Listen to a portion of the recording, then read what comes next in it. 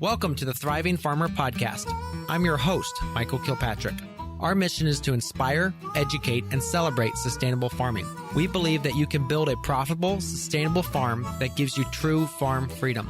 Join us as we talk to farmers, innovators, educators, and entrepreneurs to glean their top takeaways in business and life.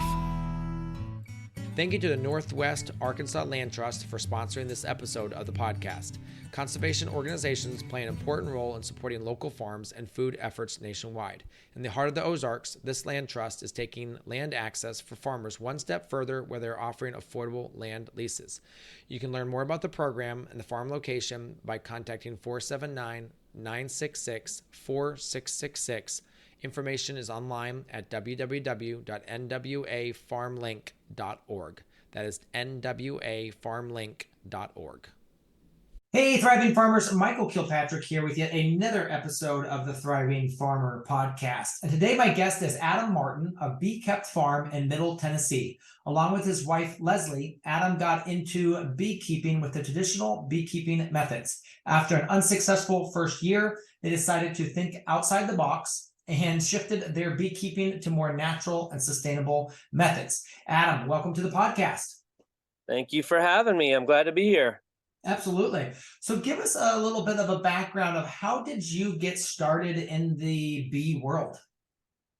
Well, so we got to go back to the beginning of our homesteading adventure. Leslie and I moved from California back in 2018 to greener pastures in Middle Tennessee. So we're recovering Californians. And when we landed here, we immediately started looking for a piece of property that we could homestead on and just start raising our own food and living a more agrarian, simple lifestyle. We were fortunate enough to get debt free when we left California. So we wanted to pay cash for a piece of property and get going. So we found our little gold nugget out in the middle of the country. We're south of Columbia, Tennessee, and we're about 15 minutes from town, just out in the sticks, and it's rolling hills and beautiful. And the first thing we did when we got here was we ordered chickens. We went and bought a Great Pyrenees livestock guardian dog the next day, and then I ordered honeybees. And the reason why we ordered bees is because we consume honey every day. I've been eating peanut butter and honey sandwiches since I was knee-high to a grasshopper, and we put honey in our coffee and in our tea every morning. And so just for the, growing our own, we wanted to do honey. It was one of those things that we wanted to do. So as soon as we got going, as soon as I got into bees, I just fell in love with them. And I told my wife, I don't know what it'll take or what I got to do to make this happen, but I want to be a beekeeper for the rest of my life. And I kind of like to make money doing it, So I just threw myself in head over heels and just learned everything I could as fast as I could. I did all of the orthodox conventional things that you're going to do right up front. You're going to get a mentor. You're going to go to some bee classes, join the local bee club, read a book, watch some videos, and order some bees, get some vertical bee boxes, and just do all the things. And the bee club tells you if you're lucky in the first season, you'll lose half your bees. Well, I did better than that. I lost 8 out of 9 colonies my first winter. Okay. And that must have been disappointing. It was devastating. And I know that you focus a lot on how to survive and how to make money, how to thrive, doing the homesteading and farming thing. And, I wanted to, like I said, I wanted to do this full time. And I thought for sure, I'd do better than that. And I was definitely devastated. But at the same time, I was learning some things as I was going. I learned right off the bat about swarm catching and that you could catch feral swarms right in your own backyard, anywhere and everywhere. If you've got bees in your neighborhood, honeybees, you have an opportunity to catch swarms off of those bees every single spring naturally.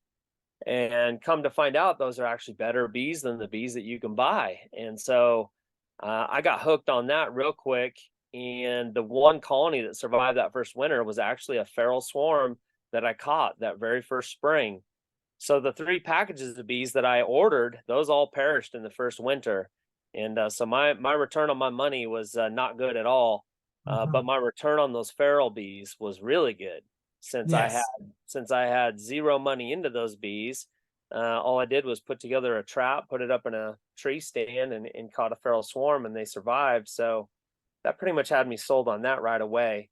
And then I started learning some more that first year or two about just bees and nature. And it didn't make sense to me to feed bees sugar water. And I had a friend of mine that we were on the same path at the same time, and we were just thinking outside of the box.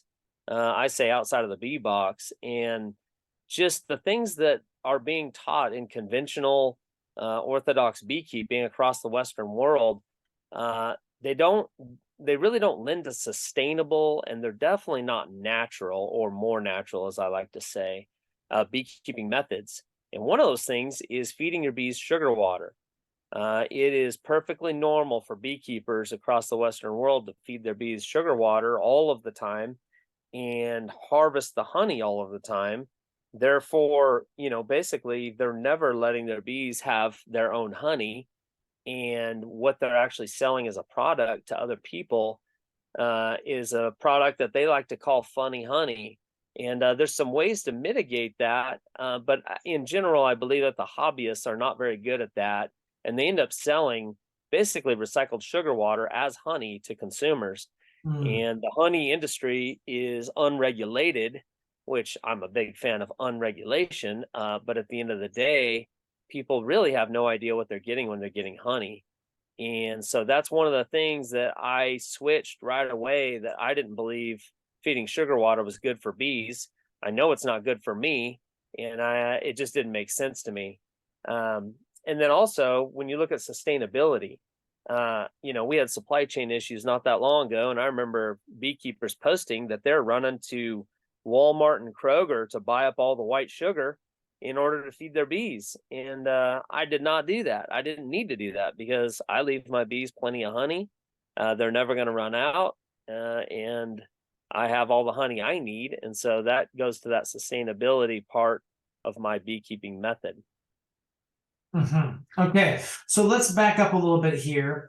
You talked about capturing feral swarms. Now, do you have a chance of getting mean bees with that, or do you find that they generally behave themselves? So in general, the bees that we catch across, North America, a lot of them are Italian bees, or that's their main bloodline or species that they come from, and that's Okay. because that's the majority of the bees that we import, or that we breed in America, and they by and large are gentle bees or more docile bees. So the bees that you catch in the wild are pretty much naturally going to be a mutt bee or some mixed variety of that Italian bee. So the bees that I catch here, they are mild and docile. Okay. I teach classes on a regular basis, and we get into the bees all the time. And I'm teaching homeschool kids and stuff, and I pull frames out with bees on them. I've got lots of pictures on my website of that, and I have kids come walking up and take a taste of real raw honey straight from the frame with bees crawling around on it, and we don't have issues for the most part. We don't have any bees come out, and I teach ahead of time what to do if a bee comes out and has a look at you to not get stung. So all that to say, I don't find that the bees that we catch, the feral bees, that they're any more wild or aggressive than any other Mm. bee. Gotcha. Okay, yeah, because that's something we've had issues with, and I'm not sure.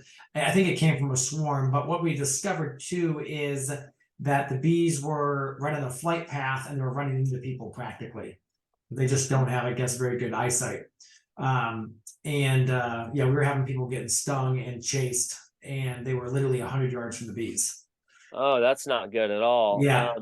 There's different, I tell everybody that you need to leave bees about a 10-foot no walk zone out in front of their hive. So going out 100 feet or 100 yards, there's something going on there with those bees. And there's different things that can happen, and also different times of the year where bees can Mhm. get more aggressive, specifically during the dearth. And that's where there's no nectar or pollen to be gotten out in the wild in the middle of summer. Everything dries up, and the bees become very protective of their honey, number one, and then number two, they just seem like they're aggressively looking for a food source. And so that's where I find that I can have some aggressive bees certain times of the year. Yeah, so this was super early in the year, so probably when there was very little out there for them to get. Okay. And what they did was just turn the hives around, so they had to fly up and over the hive and out, and that solved the problem completely. Interesting. Well, there you go. Yeah. Yeah, so we were able to do that, but we were always wondering if it was the type of bee which was more, aggressive, or you never know. Sure. So yeah. So talk to us a little bit about this. All right, so you're using feral bees, and what other things are you doing? And you're not using sugar. What other things are you doing to make these bees thrive?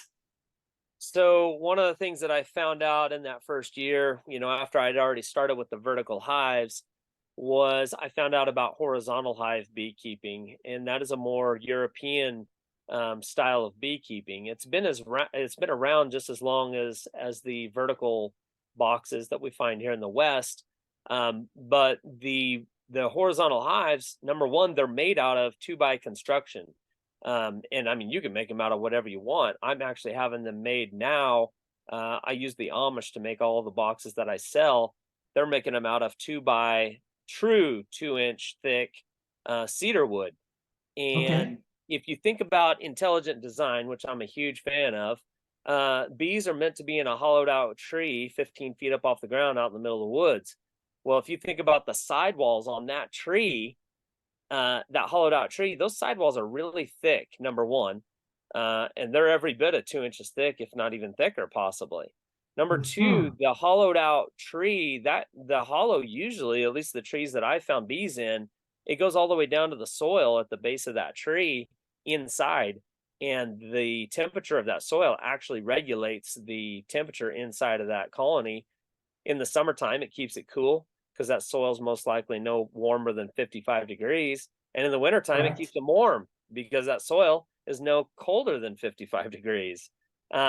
But all that to say, the horizontal hives being made out of two by construction have thicker sidewalls on them, which the farther north you go, the more important that is.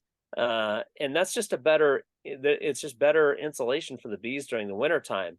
Everybody knows that you really don't have anything until you've got a colony that you've overwintered. So you can have bees doing great in the spring, right in the middle of summer, going good in the fall, but until they get through the winter, you really don't have anything. And so I have found that the bees thrive in those horizontal hives with the two by construction. And I really do believe that's because they're able to overwinter better. The next thing that I talk to people about with respect to horizontal hives is that you're only moving one frame at a time out of the hive. You're only removing one frame at a time. Whereas when you go to do an inspection on a vertical hive, you've got to split boxes.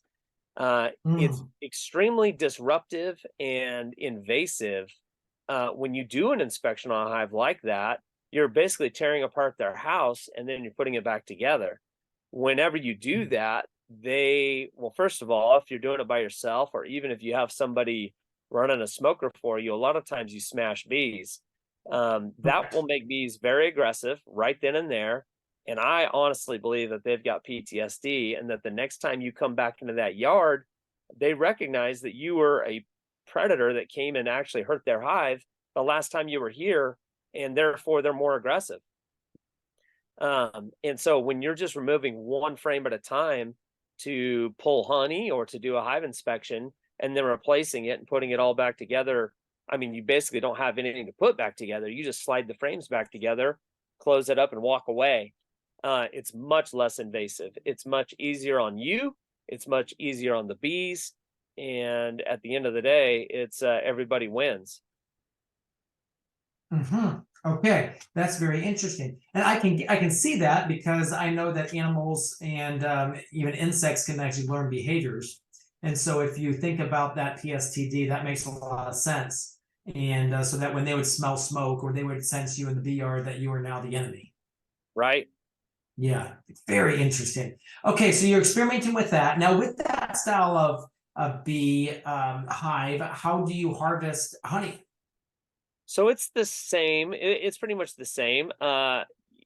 Basically, bees order their hive in a horizontal hive. They'll order the hive to where they've got the brood nest, which is the baby bees and the larva and the queen are all right at the entrance.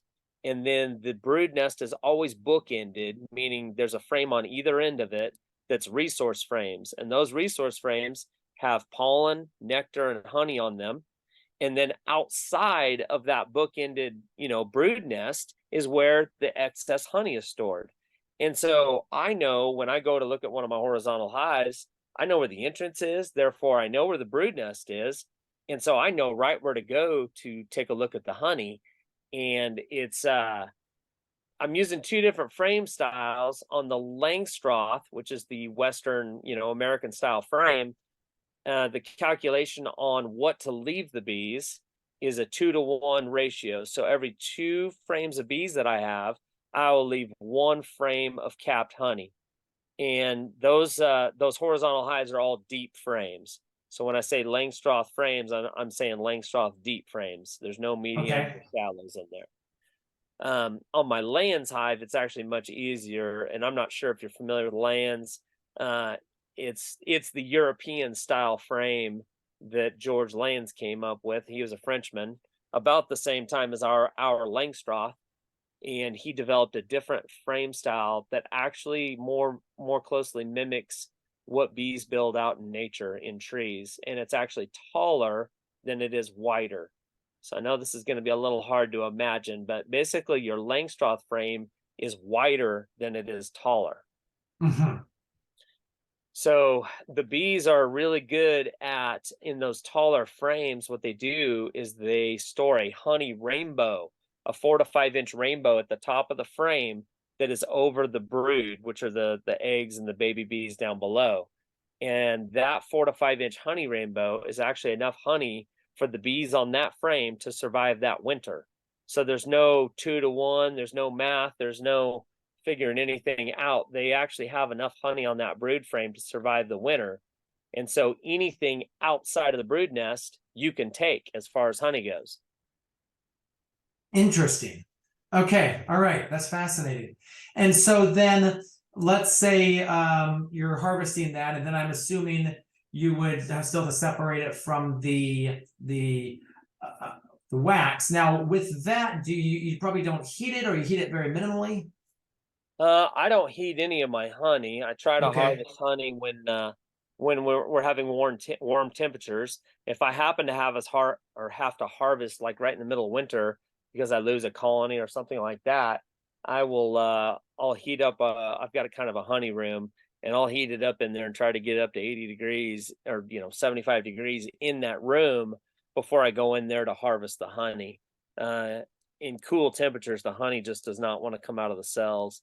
And we have spinners, the extractors. Yes. And I use wire reinforcement in all of my frames, so the comb is reinforced. So I'm able to extract it for the most part without losing the comb. And then if I do use the comb, of course, my wife's busy making all kinds of things with the wax, and so it's no big deal to lose combs here and there and harvest that wax. Gotcha. So let's talk about the pesticide side of this, because I know there's things like mites and all these other invasives which are a challenge for beekeepers, and you don't treat for that. So talk to us a little bit about how you manage those different challenges. Yeah, so I am treatment free. The start of really with natural sustainable beekeeping, to get to that treatment free spot, first you go back and you go, okay, I'm going to get feral bees. Feral bees are hardier bees. They're better bees than I can buy. The reason is because they have acclimated right here in Middle Tennessee. They're used to the temperatures, they're used to the summers, they're used to the winters, they're used to the food sources, the nectar sources, they're used to the pests right here. So they're actually a better bee than I can buy. So if I start right there, I'm already on the right path. Next thing, if I don't feed sugar water, I'm not driving down their immunity. I really honestly believe that sugar water drives down their immunity. And in my common sense, if you think about it, sugar is glucose, and that's it. That's all it's in sugar. Nectar has got glucose, sucrose. I always forget the third one. It's not dextrose, fructose. Fructose, glucose, and sucrose, Plus, it has essential minerals and vitamins that they're getting out of the flowers. It's got salts, and it's got proteins in it. So all of those things, if I'm feeding my bees real honey that comes from the nectar of flowers, that's a superfood that's making them even more healthy. So then when we fast forward to varroa mites, I don't worry about varroa mites. If my bees are not healthy enough to handle varroa mites, which are a bee tick basically, then those are not the kind of bees that I want to propagate and have. It's just like our cows, our pigs, our chickens on our farm. We want get tough or die animals, and if they can't deal with their own pests and they need me to prop them up, then that's a problem for me. If they can't birth their own calves, if they can't, birth their own piglets, that's a problem for me on our farm as far as sustainability and being as natural as we can. So when it comes to the bees, all those things I really believe lend to having healthier bees that don't need to be treated. And then the last thing I'll say, there's a lot of science out there on the varroa mites targeting bigger bees. You're going to have to track with me for a second here. So it's known across the bee industry that varroa might target bigger bees, specifically drone bees. But the bigger the worker bee is, the more that worker bee is going to have a problem with varroa mites. Well, if you let your bees build natural comb, and you let the queen lay eggs in that natural comb and birth out bees in that natural comb, the bee size is actually going to be smaller than what industry standards give you when it comes to wax foundation or plastic foundation. You can order small cell foundation from Europe, and there's some places now around America that are selling it, but by and large, that's not what people are getting. And they don't even know it, but what they're doing is they're growing bigger bees, which are going to have more of a problem with varroa mites. Also, every single time that a baby bee is born out of a cell, the cell actually gets smaller and smaller and smaller by a microscopic amount. If you were to cut a piece of comb, a cell, sideways and look at it under a microscope, an old comb, it would look like tree rings on the edge of the cell. So if your cell size over time is getting smaller and smaller and smaller and smaller, guess what you're not having a problem with? Varroa mites. You're having less and less a problem with varroa mites. Okay, very interesting. Now I know there's some other things like foul brood and that sort of thing, but I'm assuming because you're raising healthy bees that you just don't seem to have as much of an issue with that. I have never had an issue with that so far, knock on wood. Okay. I've never actually heard of anybody in my area in Middle Tennessee having a problem with it. That's not to say that there haven't been people out there that I don't know about. But in general, I know quite a few beekeepers in my area, and to my knowledge, nobody has ever had an issue here with American foul brood or European foul brood. Yeah. Okay. So tell us a little bit about your business then. So we've kind of talked about the bees, talked about how you raise them. How do you make money off your bees? Yeah, so it's been a slow evolving process. Obviously the number one thing if you want to make money with bees is selling honey. It's interesting because, well, first of all, my wife and I use quite a bit of our honey. I've been averaging probably about 10 to 15 colonies of bees over the winter that I've survived. Okay. So that's quite a bit of honey, 10 or 15 colonies of bees, but I'm not feeding them any sugar water. So therefore, I'm very conservative with what I take. But I teach, and I teach homeschool classes. I'm teaching at Homesteaders of America this year. I taught there last year. I'm teaching on School of Traditional Skills. And I'm teaching a lot, and I'm educating people on honey. And when I do that, people realize I'm red pilling them, so to speak. They realize that they want the honey that I'm selling or that somebody like me is selling. They want to make sure that they're not getting something that is funny honey or recycled sugar water. So I sell my honey. I'm very proud of my honey, and I tell people that straight up front. And people jump at the opportunity to buy my honey for a premium price. So there's money in honey, obviously. But then I really found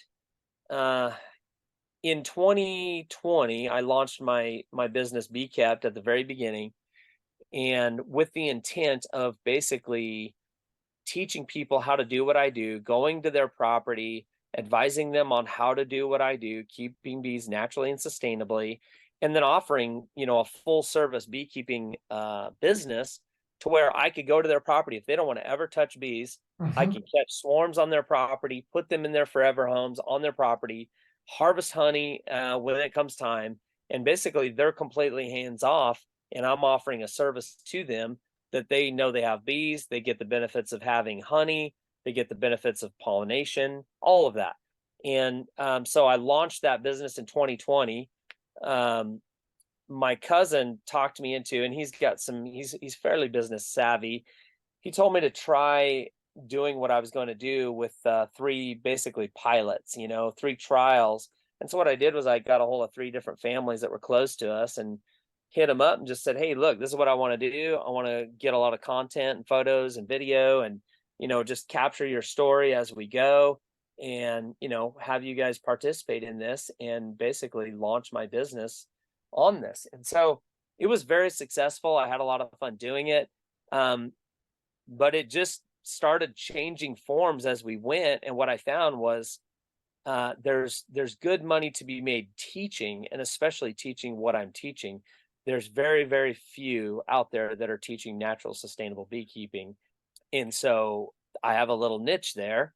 And then also with the homeschool kids, they're always looking to get out and do things. And as soon as a homeschool group found out about me, they started promoting it on Facebook. Next thing you know, I've got homeschool groups from all over Middle Tennessee calling me up, trying to book classes.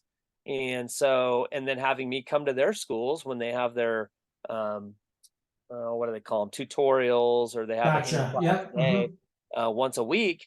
And so I've been doing that a lot.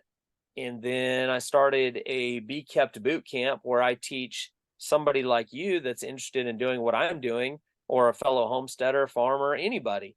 I teach a 4.5 hour boot camp, and I teach everything I do from A to Z, and we get hands on bees. I show everything, and they get hands on bees, they get to pull frames out, and we just do it all. And those classes have been booked up.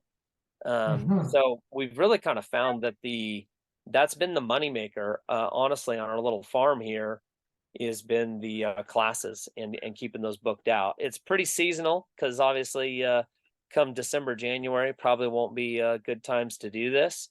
But early spring, all through the summer and fall, it's just wide open. So that's what we're doing. We set up a website, and we've got Facebook, Instagram, and the website's been done really well. And people can get in there, they can see different dates that are available, and they can book their class. And it's been great. Very cool. Corinna, what is your tip for today? Today's marketing tip is your product creates a transformation for your client. So you must position your product as the solution. So do you know what it is? Do you know what that transformation of your product is? And if you do, hopefully you do, talk about it a lot. So it's not just vegetables that we're selling. We're not just selling fuel or calories as farmers. We're selling something else that the client wants. I like to talk about this metaphor of these two cliffs with a giant canyon in the middle, right? This big gap. And you have your customer over on one side, and they want to get over to the other side of the cliff, but they can't because there's this big gap, right? And that gap represents the transformation that they want. And if it's a really big life change that's hard to get, and your product is the way to get across, like you're going to help them get over to the other side, then they're going to grab onto that and they're going to say, I want that thing. So we want to try and cast vision for what is it like over there on the other side? What is this product going to do for you? How's your life going to change? How's it going to be better? And really tell very specific stories about what that looks like to try and help people see their future story could be different. So with this too, transformation is part of the experience too. And I'm sure that you're then also using this in your social proof.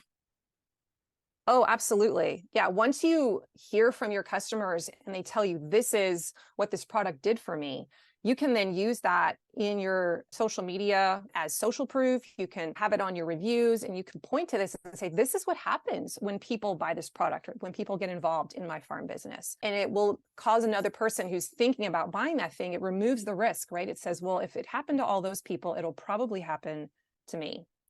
Absolutely. If you want more farm marketing tips like this, check out my top rated weekly show, the My Digital Farmer podcast. I teach marketing concepts and interview lots of farmers to find out what's working and not working in farm marketing to help you find more customers, increase your sales, and build a strong brand for your farm. Look for the My Digital Farmer podcast on your favorite podcast app. Now, on your homestead or farm, do you have other enterprises? It sounds like you have some animals. Yeah, so we milk cows every morning. I'm the milker, and we've got 4 dairy cows on our farm right now. 2 are in milk, 2 are heavy bred. Should be in milk soon. We're selling A1 and A2 milk. Well, we've got a PMA. Actually, we went to Rogue. That's where we got to meet you earlier this year here in Tennessee. And we set up a private membership association for the goods and services that come Very from our cool. farm. Mhm. And so we rent milk jars that happen to be full of beautiful fresh milk. And so that is definitely, I mean, that's our cash money every morning, right? I go out there and after an hour, hour and a half, whatever it is, after cleanup and everything, we're making money. So it's fun to start the day like that, knowing that you're making money. And then we're raising some beef off-site. We've got some free leases where we've got cows growing, grass-fed, grass-finished, all natural. We're raising some pigs. We're kind of trying to get out of that a little bit, but we'll continue to raise. Basically, we'll keep one breeding sow and have her bred every winter, and that way we're only feeding one hog over the winter because that can get expensive. And then keeping ourselves in meat and selling off the excess or selling the feeder piglets in the spring. And then we're doing meat chickens. Meat chickens is quick and dirty. Raising these Cornishes out on pasture. We butcher them at like 9 or 10 weeks, and people line up to buy them at $4.75 a pound. So dollars and cents wise, they make really good sense to raise, several batches of meat chickens. Yes. And then my wife's actually, we've got some friends over the hill that actually, Justin and Claire Phelan, he's the one that did our website, and he's really talented at that. He basically, that's what he does for his daytime job. He's got some companies, online companies, but long story short, they're homesteaders as well. And Claire and my wife are launching kind of a new little line. It's going to end up being their own little business together, but they're using a lot of the bee wax products to make all kinds of stuff, salves and different things. And they're going to be launching that here actually in the next couple of weeks. And so I think that's going to be a really nice little side hustle for them. On some products that are coming off our farm with little inputs, really, just their time, and they have fun doing it together. So, but people line up for that kind of stuff, the facial care products, salves, different things made with beeswax, and it's pretty cool. Very cool. Yeah, that's awesome. So let's go back to the bees here. You've got the Langstrong long and then the Layens hives. Have you seen between the two, which would you say the bees prefer? So it's really more, well, I guess it's both of us. I believe that the best is Layens. The Because it's more bees, natural. yeah, because of the comb size is more natural. The bees, when I get into them, they act like I'm not there. They really honestly do. I get people into these bees all the time, and people just can't even believe it. In the Langstroth long, it's a really good go-between. And so, I definitely am not a fan of the vertical hives for all the reasons I already listed. Yes. The Langstroth long is a really, really good way to get in between a horizontal hive with the traditional Western style frame, UPS is showing up, so we might have a little background noise for a second. But if I had, and that's what I let people know, because one of the benefits to going with Langstroth and the Langstroth long is that the frames are readily available. Correct. You can get the frames anywhere and everywhere. And then also the extractors are readily available. Whereas lands, the extractors are a little more hard to get to, and they are a little more pricey. Mm. So that's kind of the big negative on the lands, is just the extractor and the priciness of the extractor. Gotcha. So there are people making extractors, but they're not as common. Are they more of a European extractor? Correct, because Okay. it's so popular in Europe. It's gaining popularity here, and there are people selling them here. So it's possible, but they're just not as readily available. You can't just run down to Tractor Supply and get you an extractor for $120. Correct. Gotcha. Okay. Now let's go back to the feral bees, because that's something you're trapping. Do you have like specific bee traps that you set out to try to keep these new forms of hives coming in? Yeah. So, again, I'm having the Amish make a lot of what I'm doing, but you can make a swarm trap off of scrap wood. And that's, in fact, what I did with my very first swarm trap. Is I was able to, I just used scrap wood from around my property and built a box that would fit the frames that I had. So that's Okay. kind of the critical thing, is to use the frames that you have inside of the box, and have it full of frames. Okay. When you catch the feral bees, they're going to go in there and they're going to set up home, and you're going to leave them alone for about 10 days. You're not going to touch them. And then at the 10-day mark, that is when you want to remove them and put them in their forever home. One thing that you'll learn with bees is that you can move them within 15 feet, or you've got to move them more than 3 miles. Otherwise, they won't be able to reset. And so what I mean by that is, if I move a hive right now today 20 feet, all of the forager bees will basically get lost, and they won't be able to overcome that 20 feet and find their hive. But if I move the hive 15 feet, they can overcome that distance in the day. So Gotcha. what I suggest is that people catch bees where they want to keep bees. That way you don't have to fool around with resetting the bees. So I'll catch them in a tree. I pick a tree on my property. I put a swarm trap up in that tree. There's a gentleman by the name of Thomas Seeley, who's widely known in the bee world. He's he basically geeked out on bees and nature, and he wrote a book called Honeybee Democracy. And he basically summed up his findings on one page, which is great for us that aren't readers. But he was able to tell people what bees prefer in nature. And so when it comes to swarm trapping, it's actually very beneficial. They prefer 15 feet over 3 feet off the ground. Now, it's not to say you can't catch bees 3 feet off the ground in a swarm trap. It's to say that they prefer 15 feet over 3 feet.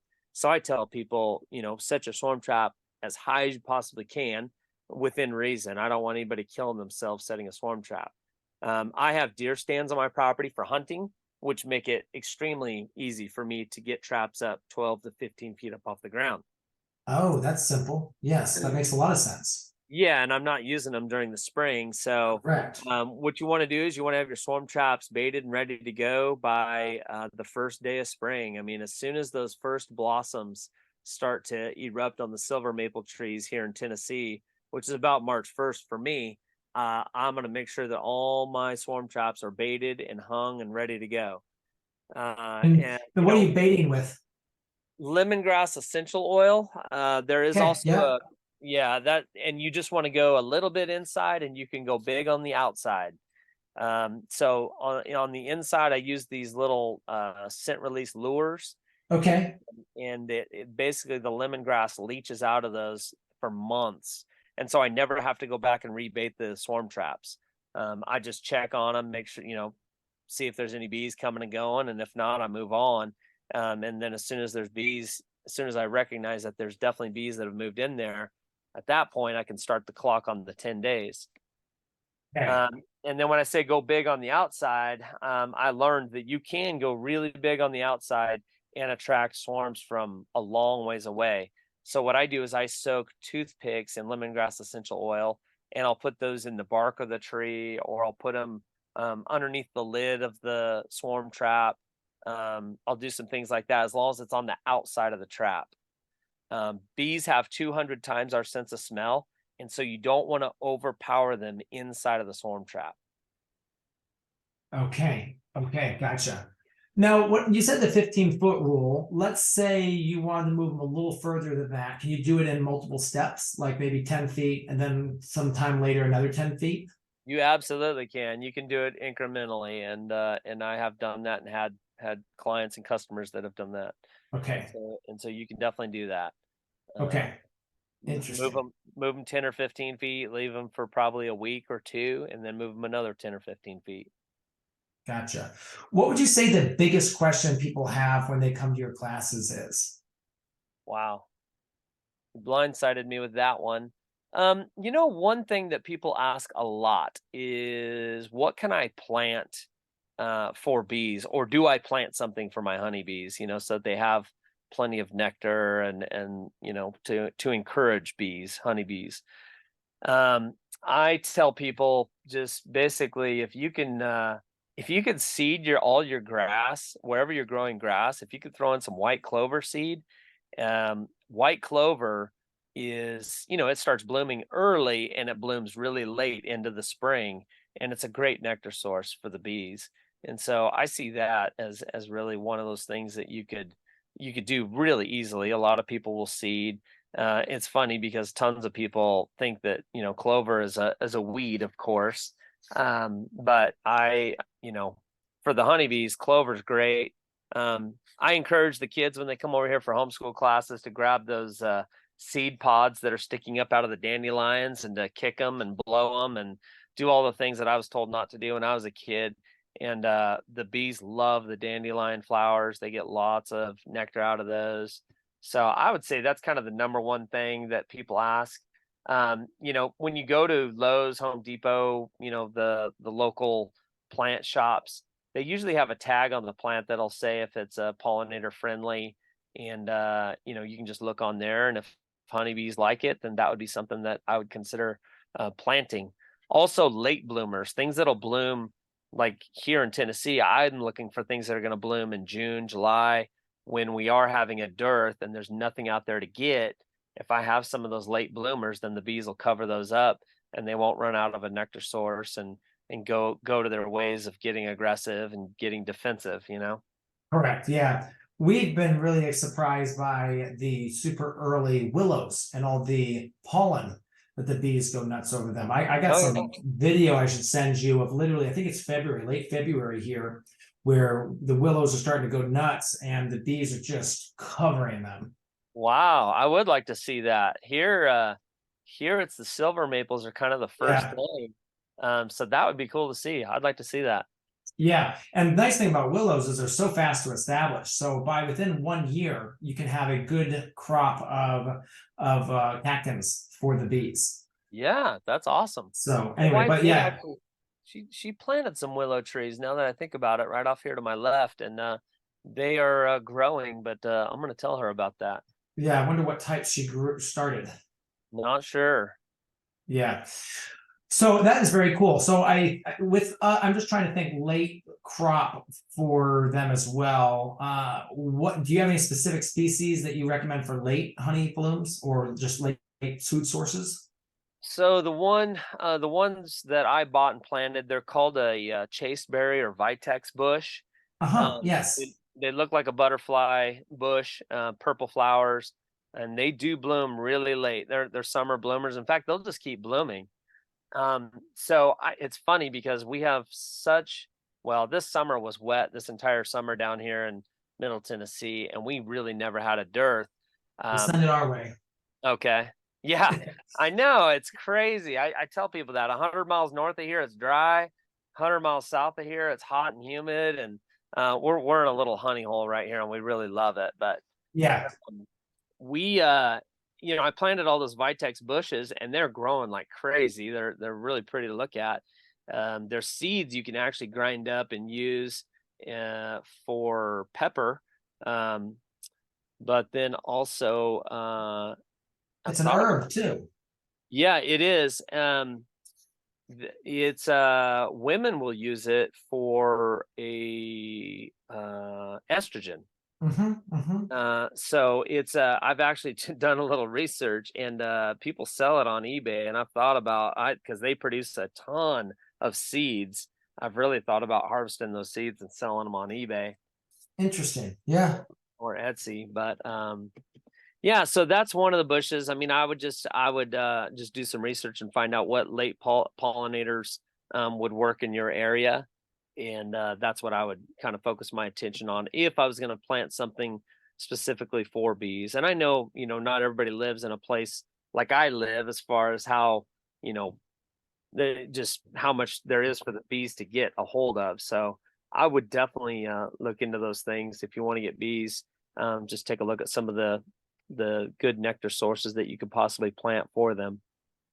Yeah, we've had success with, we will try to do some cover crops when we have space in the farm fields, and we'll do typically a cocktail. So we'll do a couple clovers, we'll do sunflowers, we'll do cowpeas, and it's Yeah. amazing to see the bees on that. Buckwheat, they love the buckwheat, although have you had any success with actually getting buckwheat honey? Have you ever tried that? You know what? Out where we grew up in Bakersfield, California, and we could get buckwheat honey out there a lot. That was a lot of what you could get. Interesting. So yeah, we had it, but I've never messed with it out here. Yeah, because back in New York, we had 20, 30 hives, and we grew an entire 14-acre field of buckwheat. And we were so excited because, we were going to have buckwheat honey. Yeah. Well, that honey was just as clear and looked just like spring honey. So I don't know if we grew the wrong type of buckwheat honey, or they don't really like buckwheat and there's other things available to go after it. But for some reason and again, I just don't know what we did wrong. But it was just interesting to see, we opened those hives right up, and it was very disappointing.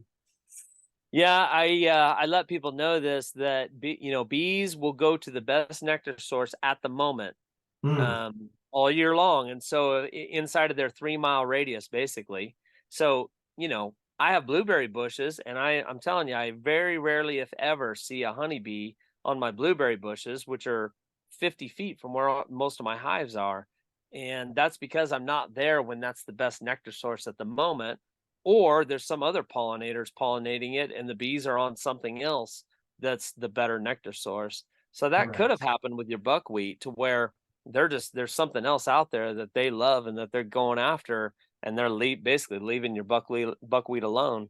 Well, there's a good point of that, because obviously we would always grow like a lot of clover in other areas, and I know bees love clover, as well as within that 3 miles. I know there were a tremendous amount of alfalfa fields, as well as natural hay fields, which had even more clover. So if they did prefer that over the buckwheat, they probably wouldn't have been on the buckwheat that much. There you go. You had some pure clover honey. We did. Yes, it was definitely clover honey. Yeah. Well, Adam, thank you so much for your time today. Do you have anything else I could share with the audience before we go? I know your website is beekept.com. Yeah, that's they can get in there and sign up for a free email. We've got all our class information on there. Classes coming up. You can book your class. We've got a store there, hats, shirts, hive tools, different things. And then our big thing that's coming up that's really neat is we filmed a online class. Basically, it's that Bee Kept boot camp I talked about. We filmed it online, and it's going to be available through School of Traditional Skills coming up in October. And so we're really excited about it.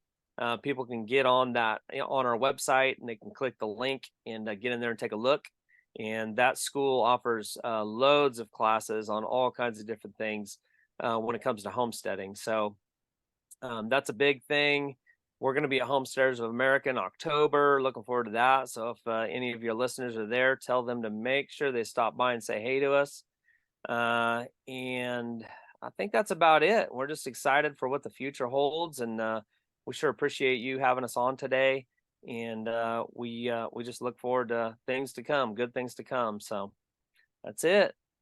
All right. Well, thank you, Adam. So excited for what you guys are doing with making it better honey. Well, helping the bees make better honey, I guess, is what it is. But yeah, yes, that's always exciting to see. When we started farming 15 years ago, there was always that, people losing 50%, 60%, and you couldn't do it naturally. I'm excited to see people that are out there that are making it work and showing us the way forward. So again, thanks for your work. You bet. I appreciate it.